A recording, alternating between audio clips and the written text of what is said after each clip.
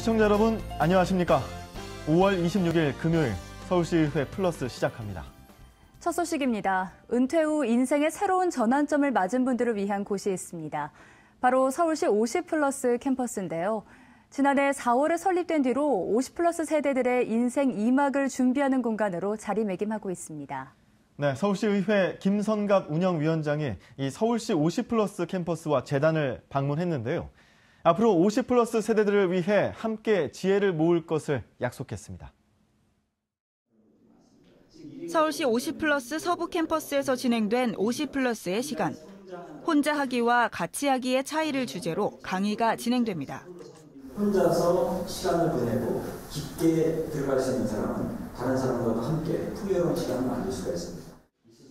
50플러스 이후의 삶과 가족, 공동체 등에 대한 전문가들의 제언을 듣는 시간입니다. 역동적인 연기와 함께 응원의 박수가 쏟아지는 서울시 50플러스 중부 캠퍼스의 연극교실. 잊혔던 꿈을 다시 찾는 기회를 제공합니다. 나이 들어서 이렇게 자신이 못했던 것을, 꿈을 한번 다시 꿀 수 있다는 그런 즐거움에서 요즘 아주 행복하게 살아가고 있습니다. 서울시 50플러스 재단은 은퇴 이후 인생 2막을 준비하는 시민들을 위한 다양한 프로그램과 커뮤니티 활동을 지원해오고 있습니다. 김선갑 서울시의회 운영위원장은 50플러스 캠퍼스의 주요 강연을 둘러보고 앞으로 50플러스 세대들을 위한 운영 방향을 논의했습니다. 그동안 자원봉사나 사회공헌 활동에 대한 요구가 커지는 데 비해 참여할 수 있는 여건은 어려웠던 상황. 퇴직이 돼서 나왔을 때 이 사람들을 그런 쪽으로 돌리려고 할 때 그냥 순수하게 민간적인 그런 자원봉사에 그런 축적된 게 없다 보니까. 이에 대해 50플러스 캠퍼스를 통해 배운 경험과 지식을 활용할 수 있도록 지혜를 모을 것을 약속했습니다. 이분들이 바라는 게 과연 무엇인지를 잘 우리가 분석을 해가지고 방향과 방법을 제시하면은 우리 사회가 훨씬 더 건강해질 수 있다. 이런 기대를 가지고 있습니다. 같이 지혜를 모으겠습니다. 한편 서울시 50플러스 재단은 재단 설립 1년을 맞아 50플러스 포럼을 개최하고 50플러스 세대를 위한 정책을 모색할 예정입니다. TBS 김지희입니다. 네, 서울시 인구가 1,000만 명 정도 되는데요. 이 중에서 50대 인구가 무려 21%를 넘는다고 합니다. 그러니까 베이비 부머 세대들이 200만 명이 넘는다는 소리입니다. 청년 복지나 노인 복지는 있어도 이런 분들을 위한 복지가 부족했던 것이 사실이었습니다. 서울시 50플러스 센터가 현장과 가장 가까운 곳에서 앞선 지식과 실효성 있는 프로그램들로 50플러스 세대들의 인생 후반전을 준비하는 공간으로 거듭나길 바랍니다. 네, 다음 소식입니다. 오는 28일은 지하철 스크린도어 수리공이었던 19살 김모군이 구의역에서 열차에 치여 사망한 지 1년이 되는 날입니다. 이에 맞춰 추모 토론회가 서울시의회에서 열렸습니다. 우형찬 서울시의회 의원을 비롯한 참석자들은 여전히 비용 문제에 밀려 안전은 뒷전이 되고 있다고 지적하며 서울시와 지하철공사의 안전 대책을 촉구했습니다. 구의역 사고 1주기를 맞아 추모 토론회가 서울시 의회에서 열렸습니다. 이번 토론회는 서울시의회 민생실천위원회와 지하철 비정규직 사망재해 해결과 안전사회를 위한 시민대책위가 공동 개최한 것으로 서울교통공사 출범에 맞춰 안전대책을 모색하는 자리로 마련됐습니다. 먼저 발제자로 나선 한인임 일과건강 사무처장은 구의역 사고 이후 상당한 변화가 나타난 점은 긍정적으로 평가했습니다. 하지만 노사민정안전위원회 설립 제안에 대해서는 서울시와 지하철공사 모두 소극적이라며 거버넌스를 통한 민관 협치의 필요성을 강조했습니다. 시민이 항상 참여하는, 그래서 노사민정이 항상 관심을 가지고 감시할 수 있고 감독할 수 있고 필요하다면 어느 수준에서는 의사결정도 할 수 있는 이런 거버넌스가 안정적으로 필요하다. 이어진 토론에서도 대부분의 참석자들은 시민의 참여가 보장되는 노사민정 거버넌스의 필요성에 공감했습니다. 이 거버넌스는 서울 모델에서 연구용까지 나와서 조례안까지 이렇게 나와 있습니다. 그 부분을 빨리 좀 추진이 돼서 입법화돼서 제도적으로 될 수 있도록. 구의역 사고의 재발 방지를 위한 토론회인 만큼 화두는 자연스럽게 안전의 외주화 문제로 이어졌습니다. 서울도시철도와 서울메트로의 산재로 보니 훨씬 위험합니다. 심지어 도시철도는 6배나 협력업체 제의가 많았고요. 메트로는 2배가 많았습니다. 안전인력의 정규직화를 위한 재원 마련에 대한 고민도 깊었습니다. 이영수 사회공공연구원 연구위원은 중앙정부의 지원 없이는 서울지하철의 안전이 보장될 수 없는 현실이라며 정부 차원의 투자를 촉구했습니다. 중앙정부 차원에서의 이러한 교통 건설 예산이 시설 인프라 중심이 아니라 대중교통 운영의 대주 투자를 좀 담보할 수 있는 부분에서 좀 늘어나야 될 것 같고요. 이와 관련해서는 지하철 운임을 올리는 것도 한 번쯤 고민해봐야 한다는 주장도 나왔습니다. 저는 솔직하게 국비 어려우면은 요금 조정도 저는 할 수 있다라고 봅니다. 시민들이 듣기 어려운 소리일지라도 교통본부에서 정말 안전을 위하고 통합이 성공적으로 하기 위해서는 돈이 필요하다고 생각을 하고요. 구의역 사고 1주기에 맞춰 진행된 이번 토론회는 많은 공감대를 형성했지만 결국 안전을 위한 재원을 어떻게 마련할지를 과제로 남겼습니다. TBS 이동규입니다. 구의역 사고는 이처럼 비정규직 청년 노동자의 열악한 노동 실태를 세상에 알리는 계기가 됐는데요. 사고 1년이 지난 지금 참사 재발 방지를 위한 여러 방안들이 논의되고는 있지만 비용과 제도적인 문제들로 갈 길이 멀어 보입니다. 네, 철저한 사고 원인 분석과 실효성 있는 재발 방지 대책을 통해 다시는 구의역 참사 같은 사고가 일어나지 않기를 바라겠습니다. 네, 고인의 명복을 빌며 다음 소식 이어가겠습니다. 요즘 전기요금을 절약하는 한 방법으로 태양광 발전 설비를 설치하는 사례가 확산되고 있는데요. 설치 비용이 부담이어서 엄두를 내지 못하는 경우가 많습니다. 그런데 동대문구의 한 아파트 단지가 전 세대에 태양광 미니 발전기를 설치해 이목이 집중되고 있는데요. 특히 주민과 지역 시의원의 적극적인 추진으로 이뤄낸 성과여서 주목을 받고 있습니다. 서울시 동대문구의 홍릉 동부 아파트. 아파트 베란다마다 가정용 태양광 미니 발전소가 설치돼 있습니다. 지난해 서울시 태양광 미니 발전소 보급 사업에 참여해 전기료 절감 효과를 본 주민의 제안에서 시작됐습니다. 설치하신 분들이 계시는데 너무 좋다. 전기료가 많이 절감이 된다. 그 얘기를 듣고서 저희 아파트에 이익잉여금이 나온 거 가지고 주민들을 위해서 환원시키자 이런 좋은 취지로 시작합니다. 서울시 태양광 미니 발전소 보급 사업은 아파트 베란다 또는 단독주택의 옥상에 태양광 미니 발전소를 설치해주는 사업입니다. 250와트 발전기 기준 약 63만 원의 설치비가 드는데 서울시에서 최대 40만 원을, 일부 자치구에서 5에서 10만 원을 지원해줘 세대별로는 12에서 17만 원의 비용이 발생합니다. 초기 부담금이 발생하는 데다 햇빛이 상대적으로 덜 드는 저층에서는 전기 사용량 절감을 기대하기 어려운 상황. 입주자 대표회는 설치 비용을 재활용, 주차장 대여료 같은 아파트 수익 사업 요금으로 충당하고 저층 주민들을 위해 옥상에 발전소를 설치하는 방법으로 주민들을 설득했습니다. 이 가운데 정치권의 관심도 보태졌습니다. 요즘 보면은 미세먼지 때문에 너무나 많은 우리 시민들께서 고통을 받고 있는 이런 현실에서 이런 효과를 낼 수 있는 태양광 미니 발전소가 보다 더 많이 보급이 돼서 원전 하나 줄이기 사업의 일환으로.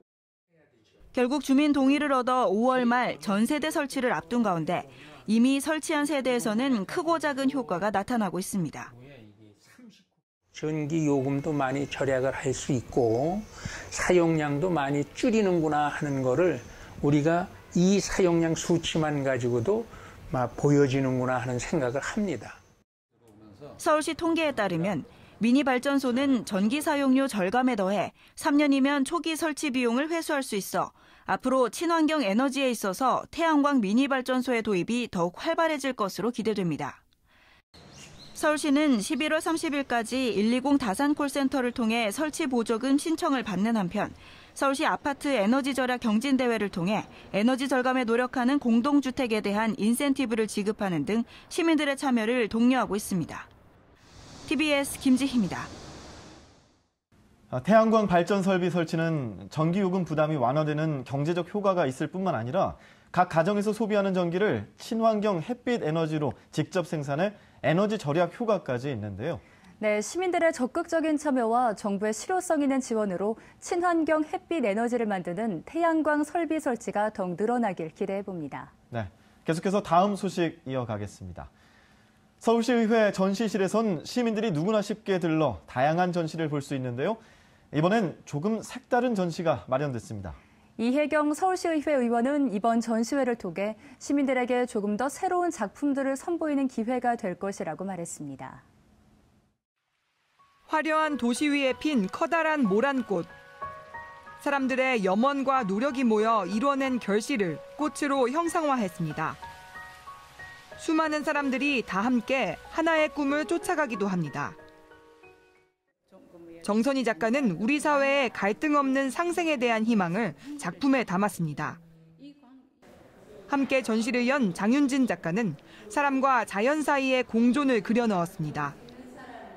자연을 사람처럼 표현해 자연과 동물, 인류가 늘 어우러져 살아가야 한다는 메시지를 깃들였습니다. 작품 전시의 주제를 유기적 관계라고 정했거든요. 서로 아주 원만하게 그게 이루어져 있고 관계 형성을 함으로써 이 사회가 좀 더 갈등 없이 서로 도움을 주면서 공존하는, 상생하는 그런 사회가 되는 걸 꿈꾸면서 저희는. 또 정선희, 장윤진 작가 부부는 유화와 수묵화라는 동서양의 조화를 이루어 전시를 더욱 풍부하게 꾸몄습니다. 저희 서울시의회 갤러리가 생긴 지 한 4년쯤 됐는데 우리 시민들에게 조금 더 새롭고 또 훌륭한 작품들을 선보일 수 있는 기회라고 생각을 해서 초대하게 됐습니다. 이번 전시는 서울시의회 전시실에서 오는 6월 3일까지 열리며 누구나 와서 관람할 수 있습니다. TBS 문숙희입니다.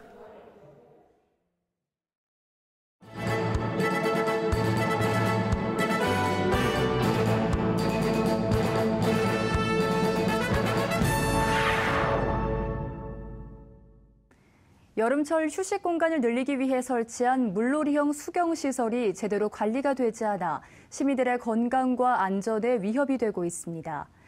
지난 23일 서울시의회 성백진 의원은 서울시와 각 자치구가 물놀이형 수경시설을 218곳에 설치했으나 그중 고장을 제외한 204개 중 44%인 89곳의 관리가 부실한 것으로 나타났다고 밝혔습니다.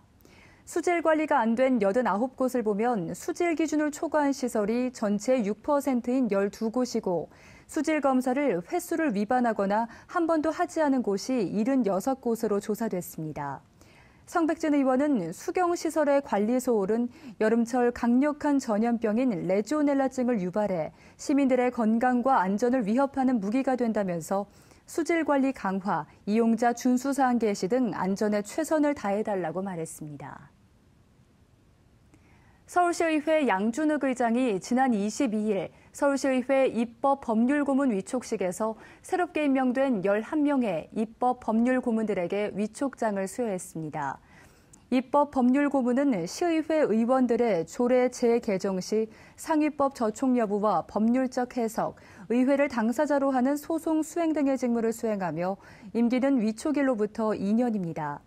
양준욱 의장은 위촉장 수여 후 입법법률고문과 간담회를 갖고 조례 재개정 사항에 대한 법률 자문과 기관 쟁송 수행 등의 노고를 격려했습니다.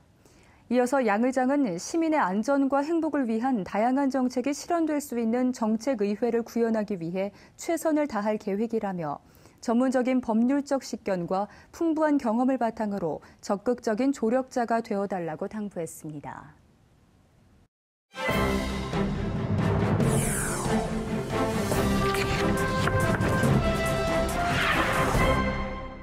제273회 서울특별시의회 임시회 제1차 본회의를 개의하겠습니다. 이의가 없으므로 의사일정 제3항은 가결되었음을 선포합니다. 방금 보신 영상은 지난 4월 18일 서울시의회 임시회 개회 모습입니다. 영상에서 보셨듯이 의회에서는 의결 선포 시 혹은 개의 시마다 이렇게 의사봉을 치는 모습을 볼 수가 있는데요. 의사봉을 치는 모습을 보면서 그 행위가 어떤 의미를 지니는지 궁금하지 않으셨나요? 오늘 의회 사용 설명서에서는 이 의사봉 3타에 대해 알아보는 시간 가져보겠습니다. 네, 의회에서 의사봉을 3타를 치는 이유가 무엇인가요? 네.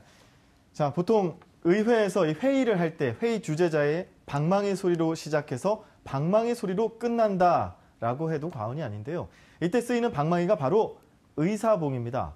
회의의 시작과 중지, 속개, 안건의 상정과 가결 이런 것들을 선언할 때 종교를 알리는 용도로 사용되는데 모든 절차가 땅, 땅, 땅 하는 이 의사봉 3타로 최종적으로 선언되는 것이죠.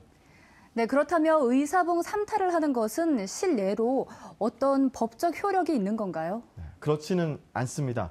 실제로 의사봉 3타의 의미라는 것은 각 의사 진행의 단계를 명확히 구분하고 회의를 진행하기 위한 수단일 뿐 회의 진행에는 아무런 영향을 미치지 않습니다. 시의회법이나 기타 어떤 규정에도 의사봉의 법적 효력에 대해 정의하고 있는 것은 없습니다. 회의 진행자가 선포를 하게 되면 자동으로 효력이 발생하기 때문에 의사봉을 꼭 치지 않아도 된다는 뜻이죠. 다만 의사봉이 가지는 그 상징성 때문에 이 과정을 거치는 것이라고 생각하시면 될 것 같습니다.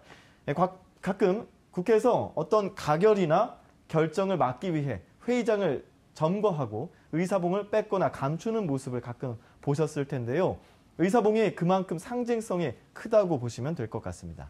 아, 그렇군요. 의회에서 의사봉의 상징성이 크다고 하셨는데 그렇다면 이 의사봉은 언제부터 사용하기 시작한 건가요? 네. 우리나라에서는 1948년 재헌국회 첫 본회의에서 당시 하와이 교민회로부터 정부 수립 축하품으로 기증받은 의사봉을 사용한 것이 그 시초라고 알려져 있습니다. 전통은 미국으로부터 들어왔지만 미국은 영국의 전통을 이어받았기 때문에 영국 의회에 그 기원이 있다고 할 수 있겠습니다. 네, 그렇다면 왜 의사봉은 3번을 치는 건가요? 어떤 규칙이 있는 건가요? 네, 저도 그래서 이 3세번을 좋아하는 우리나라 국회가 3타를 치는 건 아닌가 하는 생각도 해봤는데요. 의사봉을 3번을 쳐야 한다는 규칙은 없습니다. 다만 가장 유력한 설은 숫자 3이 가지고 있는 완성과 안정이라는 또 상징적인 의미 때문이라고 하는 것이 가장 공감을 사고 있는 설이라고 보시면 되겠습니다. 일반적으로 의사봉을 3번 치는 것은 1타는 합의 결정된 사항이 선포되었음을, 2타는 선포한 사항에 잘못이 없는지를 확인하는 것이고, 이 3타는 2번의 기회를 제공하였음에도 이의가 없으므로 본 의결의 승복함을 맹세하는 뜻이라고 해석할 수 있겠습니다. 네, 의사봉 3타에는 그런 깊은 의미가 담겨 있었는데요. 하지만 무엇보다 중요한 건 첫 번째도 두 번째도 그리고 세 번째도 늘 시민을 생각하는 마음으로 의사봉을 두드리고 또 그에 맞는 지혜로운 의사결정을 도출해내는 게 아닐까 싶습니다. 오늘 이 시간 의사봉 3타에 대한 의미와 그 역사에 대해 짚어봤습니다.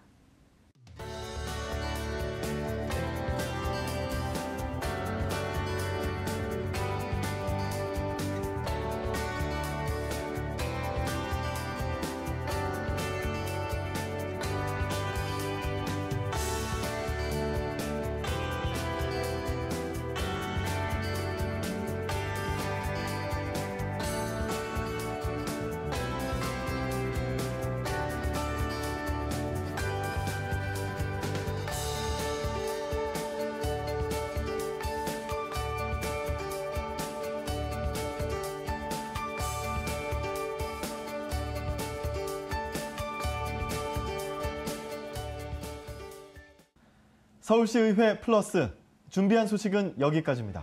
다음 주 금요일 더 알찬 소식으로 찾아뵙겠습니다. 함께해 주신 여러분 고맙습니다.